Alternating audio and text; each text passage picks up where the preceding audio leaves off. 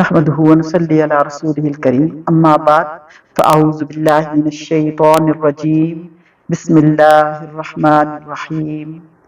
رب اشرح لي صدري ويسر لي امري واحلل عقدة من لساني يفقهوا قولي ولو شاء اللہ ما اشرکوا، اور اگر اللہ تعالیٰ کو منظور ہوتا تو یہ شرک نہ کرتے، وما جعلناک علیہم حفیظا، اور ہم نے آپ کو ان کا نگران نہیں بنایا، وما انت علیہم بوکیل، اور نہ آپ ان پر مختار ہیں۔ عزیز ساتھیوں، بچوں، بزرگوں اور جوانوں، السلام علیکم ورحمۃ اللہ وبرکاتہ۔ اس نقطے کی وضاحت پہلے کی جا چکی ہے کہ اللہ تعالیٰ کی مشیت اور چیز ہے اور اس کی رضا تو اسی میں ہے کہ اس کے ساتھ شرک نہ کیا جائے، تاہم اس نے اس پر انسانوں کو مجبور نہیں کیا، کیونکہ جبر کی صورت میں انسان کی آزمائش نہ ہوتی، ورنہ اللہ سبحانہ وتعالیٰ کے پاس تو ایسے اختیارات ہیں کہ وہ چاہے تو کوئی انسان شرک کرنے پر قادر ہی نہ ہو سکے۔ یہ مضمون قرآن مجید میں کئی جگہ پر بیان کیا گیا ہے۔ نبی صلی اللہ علیہ وآلہ وسلم کی داعیانہ اور مبلغانہ حیثیت کی وضاحت ہے، جو منصب رسالت کا تقاضا ہے، اور آپ صرف اسی حد تک مکلف تھے۔ اس سے زیادہ آپ کے پاس اگر اختیارات ہوتے تو آپ اپنے محسن چچا ابو طالب کو ضرور مسلمان کر لیتے، جن کی قبول اسلام کی آپ شدید خواہش رکھتے تھے۔ وَلَا تَسُبُّوا الَّذِينَ يَدْعُونَ مِن دُونِ اللَّهِ فَيَسُبُّوا اللَّهَ عَدْوًا بِغَيْرِ عِلْمٍ، اور گالی مت دو ان کو جن کی یہ لوگ اللہ تعالیٰ کو چھوڑ کر عبادت کرتے ہیں، کیونکہ پھر وہ براہ جہل حد سے گزر کر اللہ تعالیٰ کی شان میں گستاخی کریں گے۔ كَذَلِكَ زَيَّنَّا لِكُلِّ أُمَّةٍ عَمَلَهُمْ، ہم نے اسی طرح ہر طریقہ والوں کو ان کا عمل مرغوب بنا رکھا ہے۔ ثُمَّ إِلَىٰ رَبِّهِمْ مَرْجِعُهُمْ فَيُنَبِّئُهُمْ بِمَا كَانُوا يَعْمَلُونَ، پھر اپنے رب ہی کے پاس ان کو جانا ہے، سو وہ ان کو بتلا دے گا جو کچھ بھی وہ کیا کرتے تھے۔ یہ بات بھی اصول پر مبنی ہے کہ اگر ایک درست کام اس سے بھی زیادہ بڑی خرابی کا سبب بنتا ہو تو وہاں اس درست کام کا ترک رائج اور بہتر ہے، یعنی اس کو ترک کر دینا ہی بہتر ہے۔ اسی طرح نبی کریم صلی اللہ علیہ وسلم نے فرمایا کہ تم کسی کے ماں باپ کو گالی مت دو، کہ اس طرح تم خود اپنے والدین کے لیے گالی کا سبب بن جاؤ گے۔ صحیح مسلم۔ اس کی مزید وضاحت کی طرف آتے ہیں۔ اللہ سبحانہ وتعالیٰ اپنے نبی کو اور آپ کے ماننے والوں کو مشرکین کے معبودوں کو گالیاں دینے سے منع فرماتا ہے، گو کہ اس میں کچھ مصلحت بھی ہو لیکن اس میں مفسدہ بھی ہے اور وہ بہت بڑا ہے، یعنی ایسا نہ ہو کہ مشرک اپنی نادانی سے اللہ کو گالیاں دینے لگ جائیں۔ ایک روایت میں ہے کہ مشرکین نے ایسا ارادہ ظاہر کیا تھا، اس پر یہ آیت مبارکہ نازل ہوئی۔ قتادہ کا قول ہے کہ ایسا ہوا تھا، اس لیے یہ آیت اتری اور ممانعت کر دی گئی۔ ابن ابی حاتم میں صدی سے مروی ہے کہ ابو طالب کی موت کی بیماری کے وقت قریشیوں نے آپس میں کہا کہ چلو چل کر ابو طالب سے کہیں کہ وہ اپنے بھتیجے حضرت محمد صلی اللہ علیہ وسلم کو روک دیں، ورنہ یہ یقینی بات ہے کہ اب ہم اسے مار ڈالیں گے۔ تو ممکن ہے کہ عرب کی طرف سے آواز اٹھے کہ چچا کی موجودگی میں تو قریشیوں کو چلی نہیں، اس کی موت کے بعد مار ڈالا۔ یہ مشورہ کر کے ابو جہل، ابو سفیان، نذیر بن حارث، امیہ بن ابی خلف، عقبہ بن ابو مخیط، عمرو بن عاص اور اسود بن بختری چلے۔ مطلب نامی ایک شخص کو ابو طالب کے پاس بھیجا کہ وہ ان کے آنے کی خبر دیں اور اجازت لیں۔ اس نے جا کر کہا کہ آپ کی قوم کے سردار آپ سے ملنا چاہتے ہیں۔ ابو طالب نے کہا بلا لو۔ یہ لوگ گئے اور کہنے لگے آپ کو ہم اپنا بڑا سردار مانتے ہیں، آپ کو معلوم ہے کہ محمد صلی اللہ علیہ وسلم نے ہمیں ستا رکھا ہے، وہ ہمارے معبودوں کو برا کہتا ہے،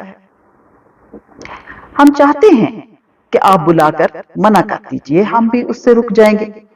حالانکہ نبی صلی اللہ علیہ وسلم ان کو برا نہیں کہتے تھے، آپ صلی اللہ علیہ وسلم ان کو اللہ کی طرف بلاتے تھے اور ان پر یہ ظاہر کرتے تھے کہ اللہ سب سے زیادہ طاقتور ہے اور یہ بت تمہیں کوئی بھی نفع نہیں دے سکتے،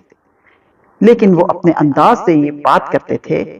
کہ وہ ہمارے معبودوں کو برا کہتے ہیں۔ ابو طالب نے حضور اکرم صلی اللہ علیہ وسلم کو بلایا، آپ تشریف لائے۔ ابو طالب نے کہا، آپ دیکھتے ہیں آپ کی قوم کے بڑے یہاں جمع ہیں، یہ سب آپ کے کنبے قبیلے اور رشتے کے ہیں، یہ چاہتے ہیں کہ آپ انہیں ان کے معبودوں کو چھوڑ دیں، یہ بھی آپ کو اور آپ کے اللہ کو چھوڑ دیں گے۔ آپ صلی اللہ علیہ وسلم نے فرمایا، خیر یہ بات میں کہتا ہوں، یہ سب لوگ سوچ سمجھ کر اس کا جواب دیں۔ میں ان سے صرف ایک کلمہ طلب کرتا ہوں اور وعدہ کرتا ہوں کہ اگر یہ میری ایک بات مان لیں تو تمام عرب ان کا ماتحت ہو جائے، تمام عجم ان کی مملکت میں آ جائے، بڑی بڑی سلطنتیں انہیں خراج ادا کریں۔ یہ سن کر ابو جہل نے کہا، قسم ہے ایک ہی نہیں ایسی 10 باتیں بھی اگر آپ کی ہوں تو ہم ماننے کو موجود ہیں، فرمائیے وہ کلمہ کیا ہے؟ آپ نے فرمایا، بس لا الہ الا اللہ کہہ دو۔ اس پر ان سب نے انکار کیا اور ناک منہ چڑھایا۔ یہ بات دیکھ کر ابو طالب نے کہا، پیارے بھتیجے اور کوئی بات کہو، دیکھو تمہاری قوم کے سرداروں کو تمہاری یہ بات پسند نہیں آئی۔ آپ صلی اللہ علیہ وسلم نے فرمایا، چچا جان آپ مجھے کیا سمجھتے ہیں؟ اللہ کی قسم مجھے اسی ایک کلمہ کی دھن ہے، اگر یہ لوگ سورج کو لا کر میرے ہاتھ میں رکھ دیں جب بھی میں کوئی اور کلمہ نہیں کہوں گا۔ یہ سن کر وہ لوگ اور بگڑے اور کہنے لگے، بس ہم کہہ دیتے ہیں کہ یا تو آپ ہمارے معبودوں کو گالیاں دینے سے رک جائیں، ورنہ پھر ہم بھی آپ کو اور آپ کے معبود کو گالیاں دیں گے۔ اس پر رب العالمین نے یہ آیت مبارکہ اتاری۔ اسی مصلحت کو مد نظر رکھ کر رسول اکرم صلی اللہ علیہ وسلم نے فرمایا، وہ ملعون ہے، یعنی اس پر لعنت ہے جو اپنے ماں باپ کو گالیاں دے۔ صحابہ نے کہا، حضور صلی اللہ علیہ وسلم کوئی شخص اپنے ماں باپ کو گالی کیسے دے گا؟ آپ صلی اللہ علیہ وسلم نے فرمایا، اس طرح کہ یہ دوسرے کے باپ کو گالی دے، دوسرا کے باپ کو، یہ کسی کی ماں کو گالی دے یا کسی کی ماں کو گالی دے، وہ اس کی ماں کو۔ پھر فرماتا ہے، اسی طرح اگلی امتیں بھی اپنی گمراہی کو اپنے حق میں ہدایت سمجھتی رہی، یہ بھی رب کی حکمت ہے۔ یاد رہے کہ سب کا لوٹنا اللہ ہی کی طرف ہے، وہ انہیں ان کے سب برے بھلے اعمال کا بدلہ دے گا اور ضرور دے گا۔ عزیز ساتھیو، ہمارے معاشرے میں گلی گلی، محلہ محلہ، سڑکوں، بازاروں، شہروں، ہر جگہ پر، یہاں تک کہ گھروں میں، خاندانوں میں گالی گلوچ کا ماحول بہت زیادہ عام ہے کئی جگہ پہ۔ اللہ تعالیٰ سے ڈرتے رہنا چاہیے، اور کتنا بھی غصہ انسان کو آئے لیکن گالی سے اپنے آپ کو بچا کے رکھیں، کیونکہ اللہ کے نبی صلی اللہ علیہ وسلم نے اس کو سخت ناپسند فرمایا ہے، اور اللہ سبحانہ و تعالیٰ نے خود بھی اس کو ناپسند فرمایا ہے۔ اس آیت مبارکہ میں پوری امت مسلمہ کو نصیحت کی جا رہی ہے کہ اپنی تبلیغ کے جوش میں وہ بھی اتنے بے قابو نہ ہو جائیں کہ مناظرے اور بحث اور تکرار سے معاملہ بڑھتے بڑھتے غیر مسلموں کے عقائد پر سخت حملے کرنے اور ان کے پیشواؤں اور معبودوں کو گالیاں دینے تک نوبت پہنچ جائے، کیونکہ یہ چیز ان کو حق سے قریب لانے کے بجائے اور زیادہ دور پھینکے گی۔ اس آیت مبارکہ میں مشرکوں کو، غیر مسلموں کو اور ان کے معبودوں کو گالیاں دینے سے منع فرمایا گیا، اور معاشرے کے اندر بھی ایک دوسرے کو، اس کے والدین گالی دینا کسی بھی طریقے سے اللہ سبحانہ وتعالی نے منع فرمایا ہے۔ وَأَقْسَمُوا بِاللَّهِ جَهْدَ أَيْمَانِهِمْ لَئِنْ جَاءَتْهُمْ آيَةٌ لَيُؤْمِنُنَّ بِهَا، اور ان لوگوں نے قسموں میں بڑا زور لگا کر اللہ سبحانہ وتعالی کی قسم کھائی کہ اگر ان کے پاس کوئی نشانی آ جائے تو وہ ضرور ہی اس پر ایمان لے آئیں گے۔ قُلْ إِنَّمَا الْآيَاتُ عِندَ اللَّهِ وَمَا يُشْعِرُكُمْ، آپ کہہ دیجئے، میرے نبی آپ کہہ دیجئے کہ نشانیاں سب اللہ کے قبضہ میں ہیں، نشانیاں سب اللہ کے قبضہ میں ہیں، اور تم کو اس کی کیا خبر کہ وہ نشانیاں جس وقت آ جائیں گی، أَنَّهَا إِذَا جَاءَتْ لَا يُؤْمِنُونَ، اور تم کو اس کی کیا خبر کہ وہ نشانیاں جس وقت آ جائیں گی یہ لوگ تب بھی ایمان نہ لائیں گے۔ اس آیت مبارکہ میں ذکر ہو رہا ہے ان لوگوں کا جو معجزوں کے طالب تھے،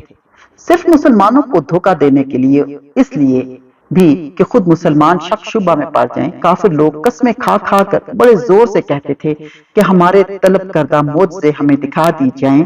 تو واللہ ہم بھی مسلمان ہو جائیں۔ اس کے جواب میں اللہ سبحانہ وتعالی اپنے نبی کو ہدایت فرماتا ہے کہ آپ کہہ دیں کہ معجزے میرے قبضے میں نہیں، یہ اللہ کے ہاتھ میں ہیں، وہ چاہے دکھائے چاہے نہ دکھائے۔ ابن جریر میں ہے کہ مشرکین نے حضور اکرم صلی اللہ علیہ وسلم سے کہا کہ آپ فرماتے ہیں حضرت موسیٰ علیہ السلام ایک پتھر پر لکڑی مارتے تھے تو اس سے 12 چشمے نکلے تھے، اور حضرت عیسیٰ مردوں میں جان ڈال دیتے تھے۔ حضرت سمود نے اونٹنی کا معجزہ دکھایا تھا، تو آپ بھی جو معجزہ ہم کہیں دکھا دیں، واللہ ہم سب اس کی نبوت کو مان لیں گے۔ آپ صلی اللہ علیہ وسلم نے فرمایا کیا معجزہ دیکھنا چاہتے ہو؟ انہوں نے کہا آپ صفا پہاڑ کو ہمارے لیے سونے کا بنا دیں، پھر تو قسم اللہ کی ہم سب آپ کو سچا جاننے لگیں گے۔ آپ کو ان کے اس کلام سے کچھ امید بند گئی اور آپ نے کھڑے ہو کر اللہ سبحانہ وتعالیٰ سے دعا مانگنی شروع کی۔ وہیں حضرت جبرائیل علیہ السلام آئے اور فرمانے لگے سنیے، اگر آپ چاہیں تو اللہ بھی اس صفا پہاڑ کو سونے کا کر دے گا، لیکن اگر یہ ایمان نہ لائے تو اللہ کا عذاب ان سب کو فنا کر دے گا، ورنہ اللہ تعالیٰ اپنے عذابوں کو روکے ہوئے ہے، ممکن ہے ان میں نیک سمجھ والے بھی ہوں اور وہ ہدایت پر آ جائیں۔ آپ صلی اللہ علیہ وسلم نے فرمایا نہیں، اللہ تعالیٰ میں صفا کا سونا نہیں چاہتا، بلکہ میں چاہتا ہوں کہ تو ان پر مہربانی فرما کر انہیں عذاب نہ کر اور ان میں سے جسے چاہے ہدایت نصیب فرما۔ اس آیت میں خطاب مومنوں سے ہے، یعنی اے مسلمانوں تم نہیں جانتے یہ لوگ ان نشانیوں کے ظاہر ہو چکنے پر بھی بے ایمان ہی رہیں گے۔ اللہ سبحانہ وتعالی نے فرمایا کہ یہ لوگ قیامت کے روز حسرت اور افسوس کے ساتھ آرزو کریں گے کہ اگر اب لوٹ کر دنیا کی طرف جائیں تو نیک اور بھلے بن کر رہیں، لیکن اللہ سبحانہ وتعالی فرماتا ہے اگر بالفرض یہ لٹا بھی دیے جائیں تو بھی یہ ایسے کے ایسے ہی رہیں گے اور جن کاموں سے روکے گئے ہیں انہی کو کریں گے، ہرگز نہیں چھوڑیں گے۔ یہاں بھی فرمایا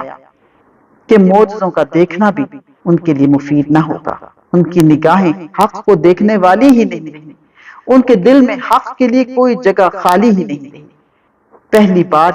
انہیں ایمان نصیب نہیں ہوا، اسی طرح نشانیوں کے ظاہر ہونے کے بعد بھی ایمان سے محروم رہیں گے، بلکہ اپنی سرکشی اور گمراہی میں ہی بہکتے اور بھٹکتے حیران اور سرگرداں رہیں گے۔ اللہ سبحانہ وتعالی ہمارے دلوں کو اپنے دین پر ثابت قدم رکھے، آمین ثم آمین۔